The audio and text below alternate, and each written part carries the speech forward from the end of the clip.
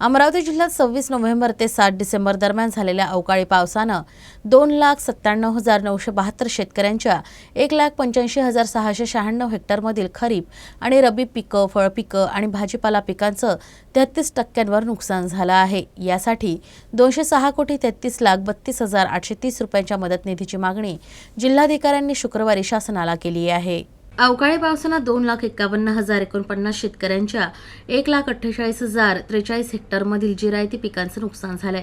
यासाठी 125.83 कोटींच्या अनुदानाची मागणी शासनाकडे करण्यात आली। यामध्ये नांदगाव आणि तिवसा तालुक्यात नुकसान निरंक आहे। प्रत्यक्षात तिवसा तालुक्यात 11,509 हेक्टर आणि नांदगाव तालुक्यात 42,287 हेक्टर क्षेत्र बाधित झाल्याचा प्राथमिक अहवाल आहे। कापूस फुटण्यास सुरुवात झाली असताना मजुरांअभावी वेचणी रखडली आहे।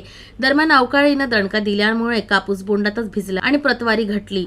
याशिवाय तुरीचा बहर गळल्यामुळे शेतकऱ्यांचं मोठं नुकसान झालंय।